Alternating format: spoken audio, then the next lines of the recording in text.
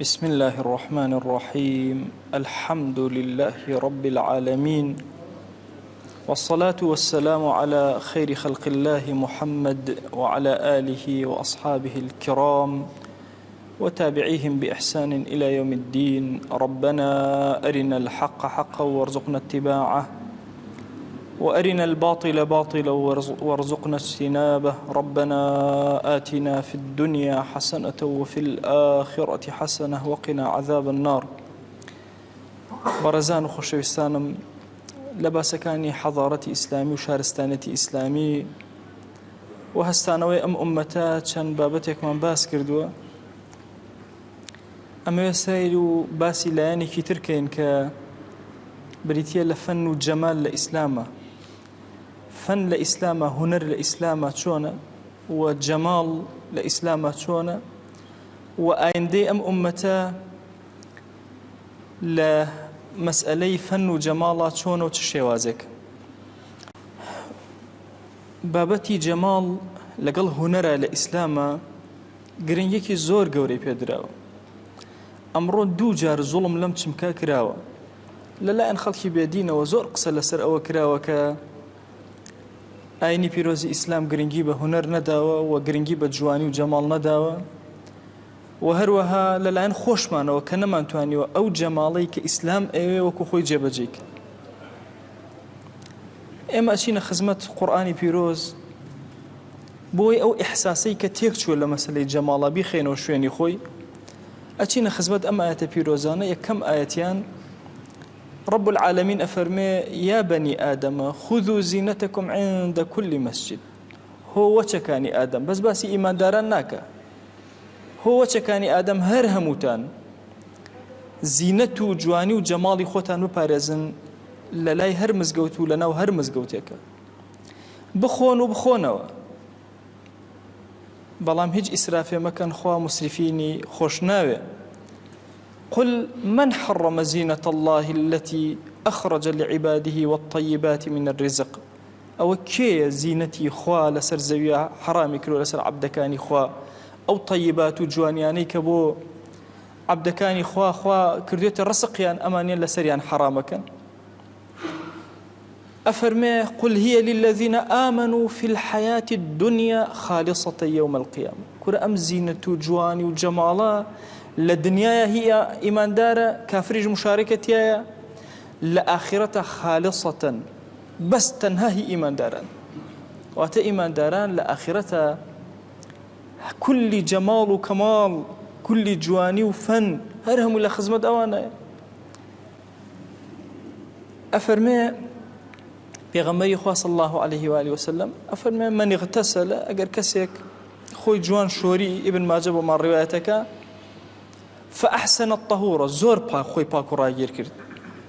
ولبس من أحسن ثيابي جوان ترينجلي خوي لبركرد كام قراب بناوج لكانا كام يعني زور جوان بأوي لبركرد ومس ما كتب الله له من طيب وتشاني خوي قورا رزقي دابو وهيبو لما سيبون خوشي خوي بون خوش كرد أجر هر نيبو بون خوش كردن أفرمي أو دهن أهله يان ريشي سري قجي برشي تشور كرد بو رونو تشوريك أفرتان بكاري إهانا. طبعا لفرمايش تهاتوا مسألة عتري آفرت لقال عتري بياو جياوازكي تشي. أفرمي عتري آفرت رنجي دركوي بوني درناكوي بلام هي بياو بوني دركوي رنجي نيه واتل دورة وبوني عتري بياو أبيسري بلام بنسبة آفرته وهستي بي أكريك عتري بكارنا وتشورة بلام حتى وكولود نزيكي نبته وهستي بيناك. ويبي غمري خوا صلى الله عليه وسلم فرمي أجر هر عتر تادزنا كود للروني آفرته كان كبكاري هنا كرنجي هي وبريس قاداته بلام بونا كيزور بلاو نبته حتى كسيك زور نزيكي نبته. أفرمي لو بكار بينه إن جاء أمكسا ثم أتى الجمعة أجر هاد بوز جمعة بون يجي جمعة هيج لغوي كيش نكر لبين دوكسي جيانا كده ولا يكثر غفر الله له ما بينه وبين الجمعة الأخرى. أم جمعة بود جمعة ترخوا لها مو جناهي أبوري أجر أو خوي ترتيب جوانك فهو إسلام قرنجي كتابتي هي جواني. أفرمي القرآن في بيوت أذن الله أن ترفع لكومال نوري خوا لشو درك لكومال مزجوتك كخوا إذني داوا أفرمون إذني خوا لما سلا يعني أمر خوا أمري كردوا ببرز كردنوا مزجوتك كان هەندێک لە زانایان فەرمووی ئەنە بەرزکردنەوەکە لە ڕووی پاک و خاوێنی و تەرتیب و جوانی و تەنزیم هەندێک فەرموون ناوەڵا بێ مزگەوت باڵای بەرز بێ باڵا بۆیە بەشێک لە سەلیقەی خەڵکی موسڵمان لە دروستکردنی مزگەوتەکانە باڵای مزگەوتەکانیان بەرزە بێ یا باڵای منارەکانیان بەرزە ئەبێ دەی ئەم مزگەوتانە خوا ئەمری کردووە بەوەی کە تۆ جەماڵ و جوانیان ڕاگیرکەی بۆی عەبدایەتیان تیا بکری دیقەت بدە هەستەکەی ئەم دینە دینی تەنها ڕۆح نییە دینی ظاهیر و باطینی ئینسان خوا ئەمرت پێ ئەکا مزگەوتەکەت زۆر جوان بێ پاک و خاوێن بێ مڕەتەب بێ لیباست پاک و خاوێن بێ خۆت پاک و خاوێن و جوان و مڕەتەب بی لایەکتریش ئەمرە پێ ئەکا کە ڕۆحت پاک بێ کە دواتر باسی ئەکەم واتە جەمال و فەن لە ئیسلامە تەنها جەمالی ظاهر و فەنی ظاهر نییە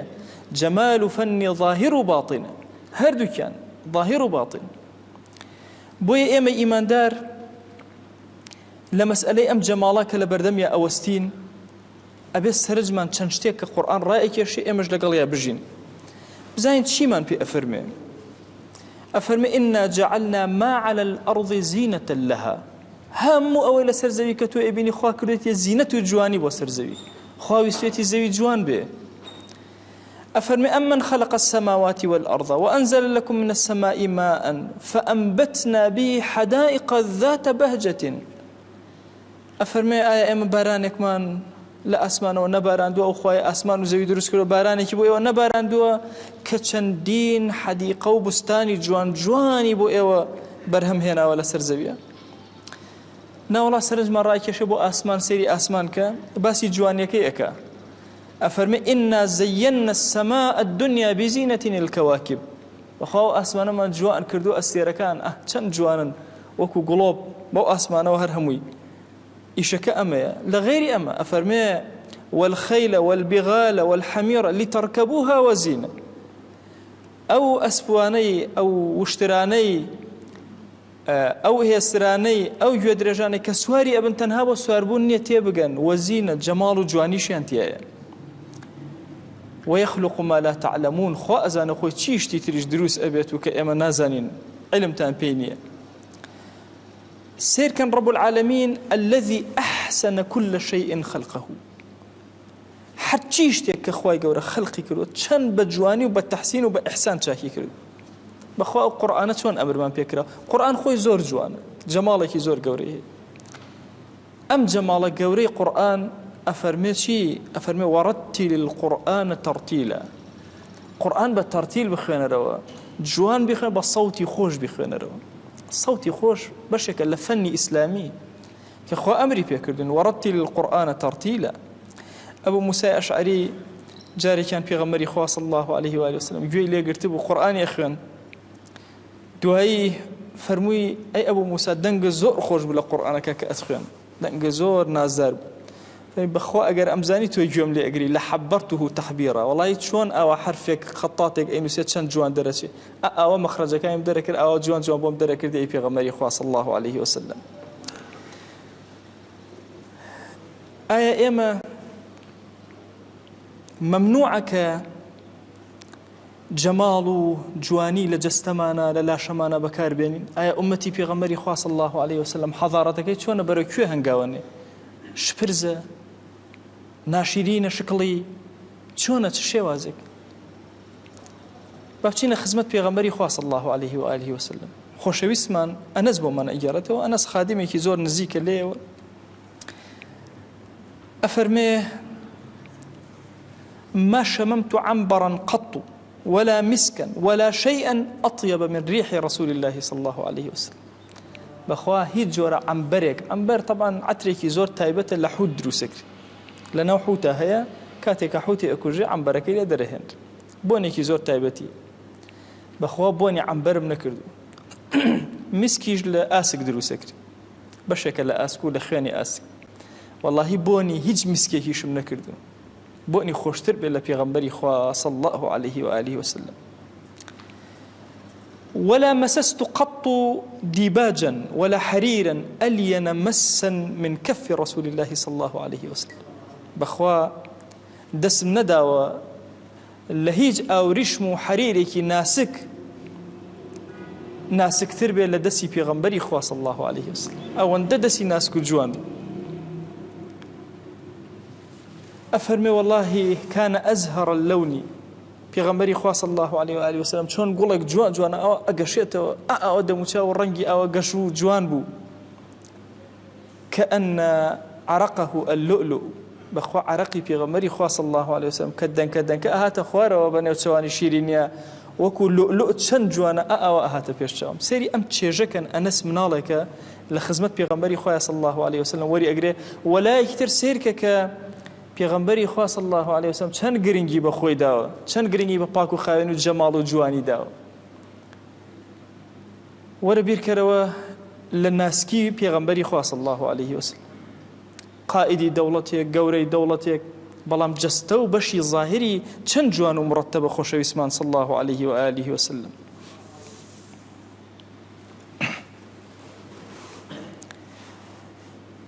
دایکمان عائشە بۆمان نەگێڕێتەوە سێری جەماڵکەن لە هەموو لایەنەکانەوە، بۆی ئەمێ هەندێک فەرمایشت و ئەوانە باسەکەم دوای ئێمەوە سەفەرێکە ئەڕۆشتین بە خەڵکەکەی وەدوتی ئێوە پێشکەون بڕۆن، ئێوە بڕۆن. ئەڵێ جێشەکە هەمویان بەڕێکەوتن ڕۆشن بەس من و پێغەمبەری خوا ماینەوە صلی الله عليه وسلم. ئەڵێ وتی عائشە زانی بۆچی ڕاگرتی، وەرە با مسابقەکەم زانی کاممان ئەیبینەوە. ئەڵێ بەناو ئەو سەحرایە دەستمان کرد بە ڕاکردن. ئەڵێ من گەنج بووم هێشتا گۆشتم نەگرتە بوو، ئەڵێ زۆر تیژ بووم پێشی پێغەمبەری خوام دایەوە صلی الله عليه وسلم. ئەفەرمێ هیچ قسەی نەکرد. ئەفەرمێ چەند ساڵێکی پێچ و جارێکی تر عینەن بە جێشەکەی وت بڕۆ. ئەڵێ من هەر لە بیرم چوو بۆ، بەڵام لە بیری نەچوو بۆ. ئەڵێ وتی دێ با مسابقەکەین. ئەڵێ ئەم جارە مسابقەمان کرد بردیەوە، وتی ئەها ئەم جارە بەو جارە. سیرکە یعنی بیرکەرەوە ئێمە وا ئەزانین ئەگەر موسڵمان بوون ئادەی ئیلتیزاممان پێیا کرد دەموچاوانەی بەیەکە باشە ئەزانین ئیسلامەوەیە. سێری ئەم جەماڵێکە کە پێغەمبەری خوا صلی الله عليه وآله وسلم لەگەڵ خێزانەکەی خۆیان بەکارهێنێ لە سەحرایەکی چۆڵ و لە دەشتایەکە ڕائەکرد مسابقە ئەکرد.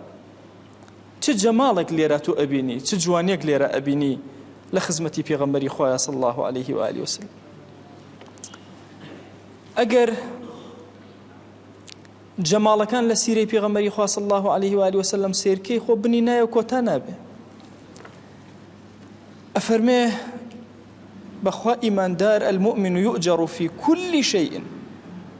حتى في اللقمة يرفعها إلى في امرأتي. بخوا لهرچیش دا أجر ورقريتو لهمو جمالك. أجر لقميك اشتيك برس كردو بو دمي خزان تيكيك دا بدمي خزانك تو أجري لسر ورقري. محمد عمار قصيشي زور جواني هي أفرميه والله أجر أما لبيغمبري خوا ونبوة صلى الله عليه وسلم همو کەس ئەیوت ئەمە عشقێکە کەسێک ئەیکە. ئەفەرمە جا قەیچیەکە ئەگەر ئێمەش بڵێن ئەمە عشقێکی حەڵاڵە پێغەمبەری خوا صلی الله عليه وآله وسلم فێرمان ئەکا لەگەڵ خێزان و هاوسەری خۆمانە چۆن مامەڵە بکەین. عیمادەدین خەلیل ڕەحمەتی خوای لێبێ ئەفەرمێ جەماڵەکان لە سێ شتا کۆ ئەبنەوە. بەشێکی بریتە لە کەون و مەوجودات و سیرکردن، بەشێکی بریتە لە ژیانی خۆت لە مرۆڤ جەماڵ لە مرۆڤە، بەشێکی بریتە لە مێژووی ئینسان و مێژووی حەضارەتەکان چەند جەماڵی هەبوو. خالید بەڕادەن و سەرێکی بەهێزە شتێکی زۆر جوانە فەرمێ. ئەفەرمێ تەها عەبدوڕەحمان قسەیەکی وتوێتی دین ئەخلاقە و ئەخلاقیش دینە. بەخوا نە دین بەبێ ئەخلاقە بێ نە ئەخلاقیش بەبێ دینە بێ، ئەم دوو شتە پێکەوەن. خالد بەڕادە ئەڵێ والله منیش ئەڵێم نەدین بەبێ جەماڵ ئەبێ و نە جەماڵیش بەبێ دینە بێ، هەردووکیان ئاوێتە یەکترن. ئیمامی غەزالی کتێبێکی هەیە بە ناوی المەقصد الأسنى في شرح أسماء الله الحسنى. طبعا ئەو کتێبە زۆر گەورەیە، فەلسەفە و عەقڵی ئیمامی غەزالی تیا دەرئەکە، باسی پەیوەندی ئەسما و صفاتی خوا ئەکا لەگەڵ عەبدەکانە،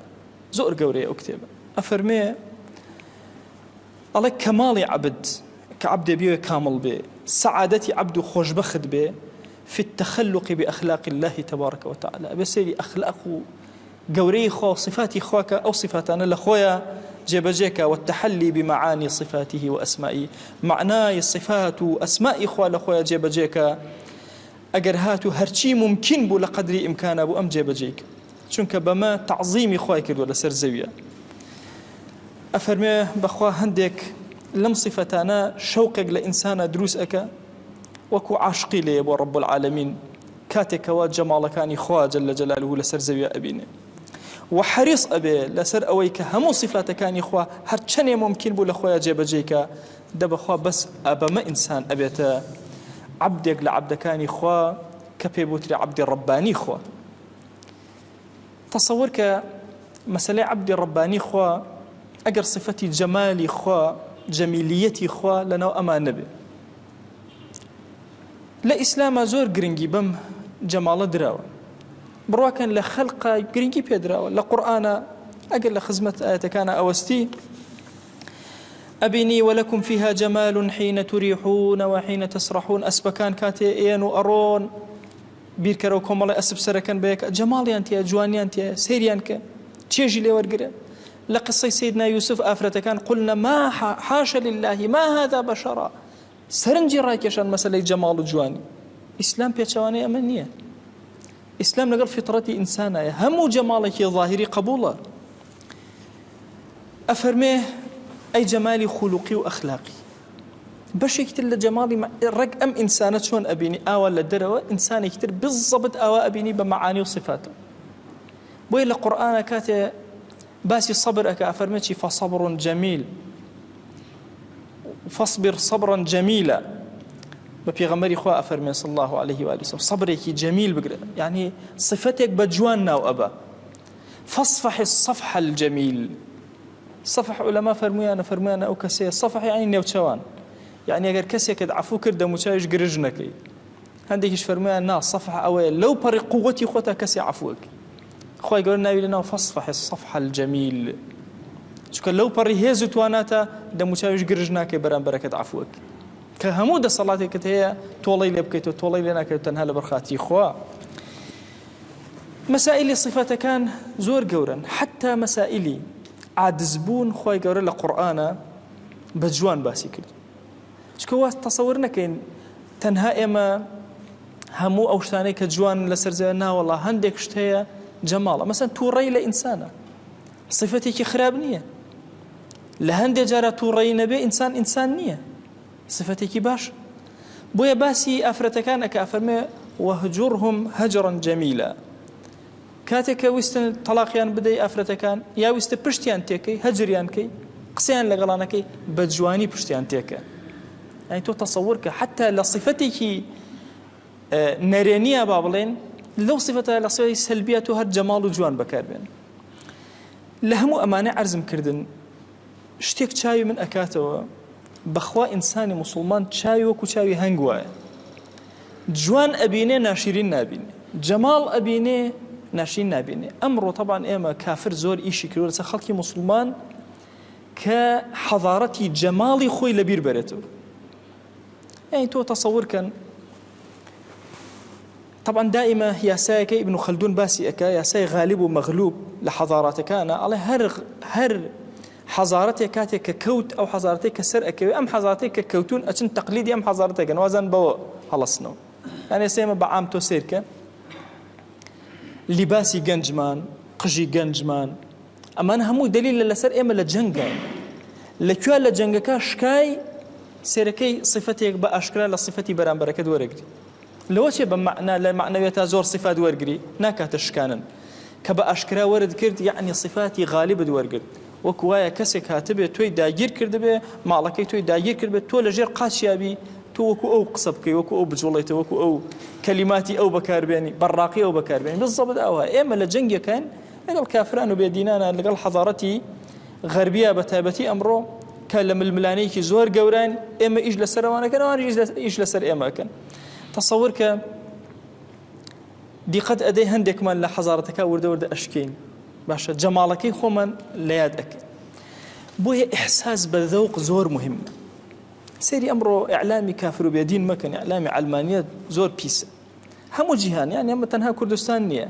يتنها بسر بيسايو أنيشي وكو ميشوان بەس پیسی ئەبین بە حیاتی مێشە نابینی بەسە گوڵێکی جوانەوە کامشت زۆر پیس و خەبیسە پێوەی ئەنیشن ئەمە چاوی مسلمان نییە چاوی مسلمان جەماڵ و جوانە بینێ وەرە ئەگەر بە چاوی خۆشەویستی و جەماڵەوە ببینی خوا لەم دیمەنە جوانتر کە تۆ ئەلەویا ڕیزێکی جەماعەت ئەبینی چەند شیرین و جوانە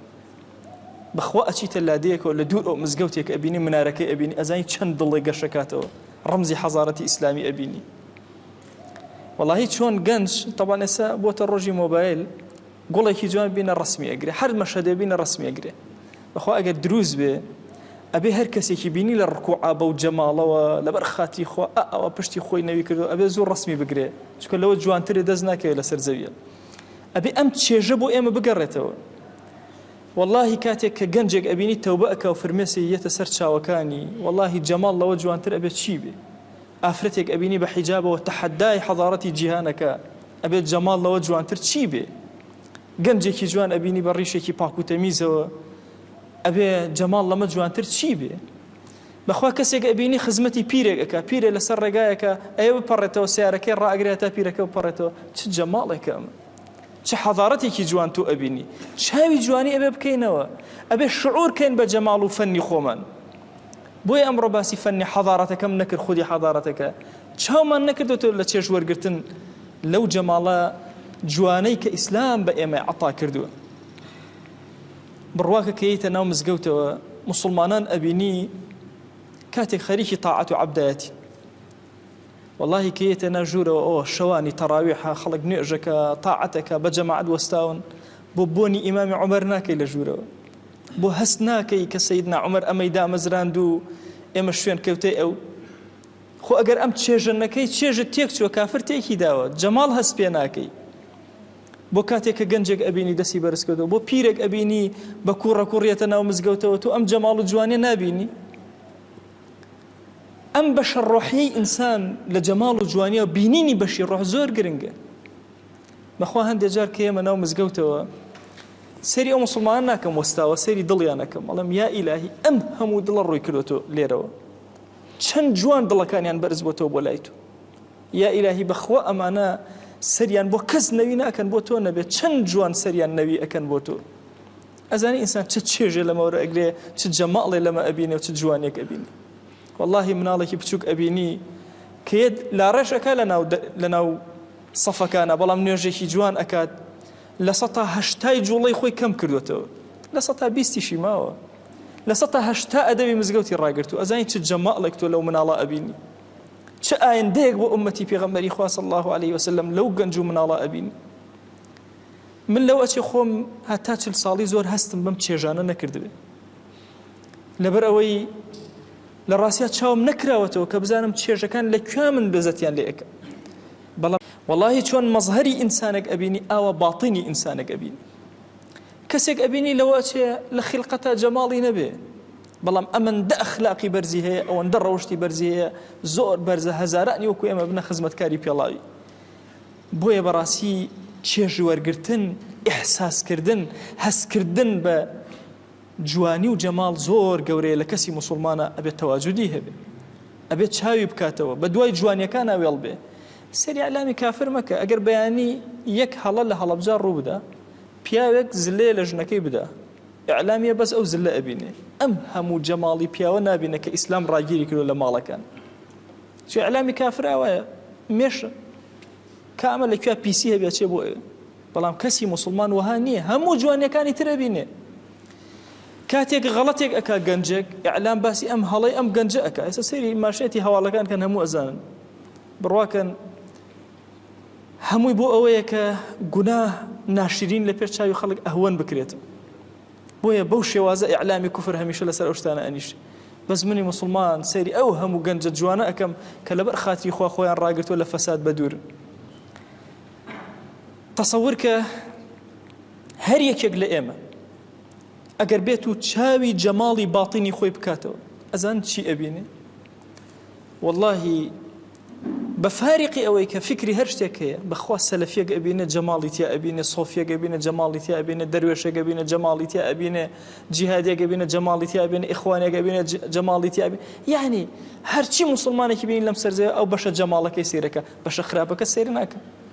ئەوە کافرە وای لە ئێمە کردو ئیعلامی کافرە کە ئێمەش خۆمان بە خراپە یەکترەوە ئەنیشین وەکو مێژ ئەو هەموو جەماڵ و جوانیەمان هەیە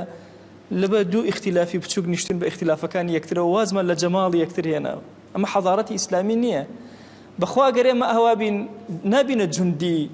لە حەضارەتی ئیسلامیە کە دروست ئەبێت حەضارەتی ئیسلامی خەڵکێکە جوان ئەبینێ جەماڵ ئەبینێ کەماڵ ئەبینێ بۆیە ئێمە موسڵمان ئەبێ ئەم چاوانەمان بکەینەوە ئەبێ جوانیەکان ببینین بەخوا جاری وا هەیە دەوڵەمەندێک ئەبینم کە بەخشندەیی ئەکا والله قەتەڕاتی ئیسلام بە ئەخلاقی ئەم کەسەوە ئەبین والله کە دەسی بەرزی ئەبینم وا هەستەکەم پێغەمبەری خوا صلی الله عليه وسلم دەسی ئەم کەسەی گرتووەوە تا ئێرە هێناوە والله هەژارێکیش ئەبینم بە هەمان شێواز پێغەمبەری خوا صلی الله عليه وسلم یەتەوە یادم کە چۆن مامەڵەی لەگەڵ ئەم هەژارە کرد و دڵی ڕاگیر کرد بەخوا هەتیوەک ئەبینم پێغەمبەری خوا صلی الله عليه وسلم یەتەوە یادم کە چەند بە ناڕەحەتی و چەند بە هەتیوی و چەند بە کزۆڵی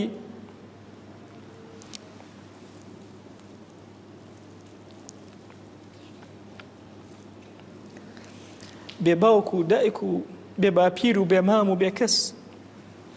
ئەم پەیامەی خوا جەل جەلالوه ئەگەیەنێ و گەورە ئەبێ لە چه میحنەت و ناڕەحەتێک و چۆن ئێرشادی ئێمە ئەکا چۆن بین لەگەڵیانە بەخوا هەر یەکێک لەم جەماڵانە کە ئینسانی موسڵمان لاکەی تری سیر ئەکا گەورەی حەضارەتی ئیسلامی بۆ دەرەک بۆی دەرەکەوێ ئەم ئیسلامە ئێمە بەرەو کوێ بەرێ ئەوێ چ مرۆڤێ بین مرۆڤێک بین ئەبێ قسەمان چەند جوان بێ فێری ئادابی قسەی کردن ئاخر بیرکەرەوە ئەگەر پێغەمبەری خوا صلی الله عليه وآله وسلم ئێمەی فێر کرد بێت چۆن بچینە سەر ئەو نیزام و یاسای بۆ دانابین تخوا ئەبێ فێری نەکردبین چۆن لەگەڵ یەکتر مامەڵەکەی تخوا ئەبێ ئەو خۆشەویستە ئەدەبی اختلافی ئەمەیدا نەدابێ کە ئێمە تەنفیزی ناکەین و جێبەجێ ناکەین تخوا ئادابی نوێژی فێر نەکردوین تخوا ئادابی ژیانی فێر نەکردوین فێری نەکردین لەگەڵ دایک و باوکا چۆن بین لەگەڵ پیرا چۆن بین لەگەڵ لاوێکا چۆن بین لە خۆمان کەمتر چۆن بین فێری کردوین ئەدەبی داداوین پێغەمبەری خوا صلی الله عليه وسلم هەموو ئەم جەماڵانەی کە لە ئیسلامە هەیە بە هەموو لایەنەکانەوە والله ئەمەی کە لە کەونە تۆ ئەیبینی هەمووی ئەمە سوودی لێوەرئەگریتەوە بەخوا خوڕەی ئاوێک کە گوێ لێ ئەگری ئەمە جەماڵێکە فیتڕەتی تۆ داوایەکە ئیسلامیش تەطبیقی ئەکا بۆت گوێ لە دەنگی بولبولێک ئەگری ئیسلام ئەمرە پێ ئەکا گوێ لێ بگرە تێبگە بزانە کە ذیکری ڕەب العالەمین ئەکا بەخوا ئیسلام فێرت ئەکا کە لە هەموو سوچێکی ژیانە تۆ چێژە وەرگرتە بێ لە ظاهیر و لە باتینە ئەم دنیای کافر نییە دنیای ئێمە ئیماندارە لە عاقبەتیش و لە ئاخرەتیشە هەمووی هی ئێمە بۆیە تۆ خۆت بە کەم مەزانە یەکێک لەو کتێبانەی کە زۆر سوود ئینسان وەرئەگرێ ئەم چاوانەی ئەکاتەوە پەیامەکانی نوری ماوسە سعیدی نورسی بەڕاستی زۆر پێویستە گەنج سەرکە بەنا ئەو پەیامانە زۆری لێ بخوێنێتەوە بۆی چاوی خواناسی و دینداری بکرێتەوە بۆی تێبگە چۆن مامەڵە ئەکا لەگەڵ ئەم جەماڵ و جوانیانەی کە هەیە لە دەوروبەرە ئیسلام خاوەنی حەضارەتێکە فەنتیایە لە قیمایە جوانی تایە لە قیمە و بەرزیایە بەڵام پێش ئەوەی ئەم حەضارەتە بگەڕێتەوە ئەبێ ئێمە چاومان کرد بێتەوە ئەبێ جەماڵ و جوانیمان بینی بێ ئەبێ زوڵممان نەکرد بێ لە یەکتر ئەبێ تێگەیشتە بین کە چۆن یەکتر بخوێنینەوە ئەبێ مرۆڤ بە مەخلوقی خوا سیرکەین بزانین چەند جەماڵ و کەماڵ و جوانی هەیە بەخوا ئەگەر بەم نەزڕێەوە سیرکەی بڕواکە کافرێکیش بە سوک سیر ناک وەکو مرۆڤ زۆر بە گەورە و مقدس سیریەک ئەوە لە فکرا من کێشەم هەیە لەگەڵیا ئەگەر ناوەکو مرۆڤ ئەزانی چەند گەورەیە کافرێک لەسەر زەویە خوای خەڵقی کردووە بەم عەزەمەتە جارێک لەگەڵ دۆستێک ماوە کۆتا قسم لە خزمەتانە لەسەر مێزێک پێکەوە دانیشتە بووین شتێکی بچووک حەشەرەیەکی بچووک بەسەر مێزەکە ئەڕۆشت ویستی بێکوژێوتم تخوا دەستە ڕاگرە والله ئەگەر هەموو سەر زەوی کۆبینەوە بمانە ئەمە دروستکە ناتوێت خوایەکی زۆر عەزیم دروستی کردووە بەخوا هەمومانمان پێ نەکرێت بە ئەم عەزەمەتەی خوا لێرە نەکوژێنەوە لێی گەڕێ دوای هەموو جارێک ئەو دۆستم ئەیوت ئەید والله لە هەموو عمرما ئەو شتە بچووکانم کوشتووە والله لە دوای ئەوە هەموو جارێ ئاوا ئەکەم یەکسەر ڕەب العالەمین و گەورەی ئەو یەتەوە پێش چاوم دەسم ڕاگرم دەی ئێمە ئومەتێکین بچووک و گەورە ئیسفادە لێ ئەکەین بەخوا ئەبێ هەموو جەماڵ و جوانی و کەماڵیەکان ببینین هەتا لەعل رب العالمین دەرگای خێرمان بەسرە ئەکاتەوە و ئومەتی پێغەمبەری خوا صلی الله عليه وسلم یەتەوە سەر قاچی خۆی و جارێکتر سیادەت و قیادەتی عالم ئەکە. خوای گیان داوات لێ ئەکەین بە ناوی جوانت بە صیفەتی بەرزت بە ئیسمی عەظەمت یا ئیلاهی لێت ئەپاڕێنەوە لێت ئەلاڵێنەوە خوایە لەسەر جەم گوناهەکانمان ببورە یا رب العالمین. تو گەورەی خۆت هەر گوناهێک کردومانە لەمە و پێش لەمە و دوای کەین و فریای تەوبە ناکەوین تۆ زۆر بەڕەحمی یا ئیلاهی بمان بەخشە و بمان بورە یا ئیلاهی داوات لێ ئەکەین بە گەورەی خۆت چاومان بکەرەوە بۆ بینینی جوانیەکانی ئیسلام یا رب العالمین. خوای گیان بەخوا ئێمە شتێکمان نییە لە عەبدایەتی و تاعەت ڕوومان هەبێ لە حوزوری تۆ ئەبەرزیکەینەوە و پێوەی بنازین بەڵام تەنها ئەتوانین بە زەلیلی و کەم تەرخەمی خۆمان لە دەرگا و قاپی تۆ بدەین یا ئیلاهی بە کەم تەرخەمی خۆمان دەرگات لێ ئەدەین و هاوارت لێ ئەەکەین یا ئیلاهی ڕەحمەت بەسەرمانە ببارێنە عەفو و عافیەت بەسەرمانە ببارێنە لە گوناهی خۆمان و دایک و باوکمان ببورە لە گوناهی برا و خوشەکانمان ببورە لە گوناهی خێزان و هاوسەر و مناڵمان ببورە یا ئیلاهی لە گوناهی خۆشەویستانمان ببورە یا ئیلاهی لە گوناهی مامۆسا و قوتابیمان ببورە یا ئیلاهی داوات لێ ئەکەین بە ناوی جوانت بە صیفەتی بەرزە بە ئیسمی عەظەمت ڕەحمەت و کەڕەمەت بەسەرمانە ببارێنە بەرەکەتی خۆت بەسەرمانە ببارێنە خوایە دڵمان ئارام کە خوایە ماڵمان ئارام کە یا ئیلاهی ماڵەکانمان ئارام کە یا ئیلاهی ئومەتی پێغەمبەری خوا صلی الله عليه وسلم ئارام کە یا ئیلاهی داوات لێ ئەکەین بە ناوی جوانت بە صیفەتی بەرزە بە ئیسمی عەظەمت ڕەحمەت و کەڕەمی خۆت بەسەرمانە ببارێنە یا ئیلاهی بەخوا هەمومان وەستاوین لەم مانگی ڕەمەضانە بە ڕۆژوو ئەبین بۆ تۆ یا ئیلاهی تەراویحت بۆ ئەکەین یا ئیلاهی بە دڵی غافڵمانەوە قورئانت بۆ ئەخوێنین یا ئیلاهی بەخوا لە نوێژەکانمانە مناجات لەگەڵ تۆیە ئەکەین و قسەت لەگەڵا ئەکەین لە دوعاکانمانە دەستی زەلیلی بۆ تۆ بەرزەکەینەوە و لەگەڵ تۆیە ئەدوێین یا ئیلاهی بەخوا زۆر کەم تەرخەمین بەڵام بەخوا ئیلاهی تۆ خۆت ئەزانی دڵمان پڕە لە خۆشەویستی تۆ دەیا ئیلاهی بەو خۆشەویستی دڵمان هاوارت لێ ئەکەین یا ئیلاهی ئەوەی کە ئەمانەوەی پێمان عەتاکە پەروەردگارە بەخوا محتاجیمان زۆرە یا ئیلاهی پێمان عەتاکە ئەومان بێ حاڵ و ماڵە ماڵداریکە ئەومان بێ مناڵە مناڵی پێ عەتاکە ئەومان بە مناڵە مناڵەکانی ساڵحکە یا ئیلاهی داوات لێ ئەکەینەوەی قەرزارە قەرزی سەرشانی سووکە یا ئیلاهی داوات لێ ئەکەین ئەومان نەخۆشە شیفای بۆ بنێرە خوایە ئەومان گەوزاوی گوناهە ڕزگاریکە یا ئیلاهی داوات لێ ئەکەین ڕەحمەت و بەزەی خۆت بەسەر ئەو بەخشندانە ببارێنە کە لەم مانگی ڕەمەضانە بەخشندەیان کرد و زەکاتەکانیان دەرکرد یا ئیلاهی ڕەحمەت و بەزەی خۆت بەسەر هەژارەکانمانە ببارێنە دەرگاکانی خەیری خۆتیان بەسەر بکەرەوە یا ئەکرەم الئەکرەمین یا ئیلاهی داوات لێ ئەکەین بە ناوی جوانت بە صیفەتی بەرزە بە ئیسمی عەظەمت یا ئیلاهی ئێم بە گوناهی زۆرەوە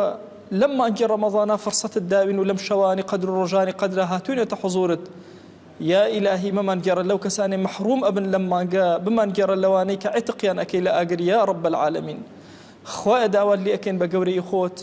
چاکەکان و جوانیەکانی دنیامان پێ عەتاکە چاکە و جوانیەکانی ئاخرەتمان پێ عەتاکە یا ئیلاهی داوات لێ ئەکەین و لێت ئەپاڕێنەوە ئەلاڵێنەوە یا ئیلاهی ئێمە عەبدانێکین زۆر گوناهمان کردووە بەخوا زمانمان ڕەشە و داوا لە تۆ ئەکەین دەستمان ڕەشەوە بۆ لای تۆی بەرزەکەینەوە بە دڵی ڕەشەوە داوات لێ ئەکەین یا ئیلاهی پاکمان کەرەوە سپیمان کەرەوە ڕێکمان کەرەوە ڕاستمان کەرەوە یا ئەکرەم الئەکرەمین خوایە لێمان خۆش بۆ خاتی ناوە جوانەکانی خۆت عەفو و عافیەتی خۆت بەسەرمانە ببارێنە یا ڕەبی خوایە داوات لێ ئەکەین بە گەورەی خۆت سڵاوی ئێمە بگەێنە پێغەمبەری خوا صلی الله عليه و آله وسلم خوایە یەک ناومان لە خزمەتیا بێنە یا ئیلاهی داوات لێ ئەکەین ئیشتیاقی ئێمەی پێ بگەێنە شەوقی ئێمەی پێ بگەێنە یا ئیلاهی سەڵەوات و سەلامی ئێمەی پێ بگەێنە یا ئیلاهی بمان گێڕە لەو عەبدانەی کە پێغەمبەری خوا صلی الله عليه و آله وسلم زۆر لیان ڕازی ئەبێ بمان گێڕە لەو کەسانەی پێغەمبەری خوا صلی الله عليه وسلم بە برای خۆی حسابیان ئەکا یا ئیلاهی ئەگەرچی ئێمە بە حوزوری شاد نەبووین بەخوا هەموو ڕۆژێ بۆنی ئەکەین و هەستی ئەکەین یا ئیلاهی خۆشەویستی پێغەمبەری خوا صلی الله عليه وسلم لە دڵمانە زیاتر کە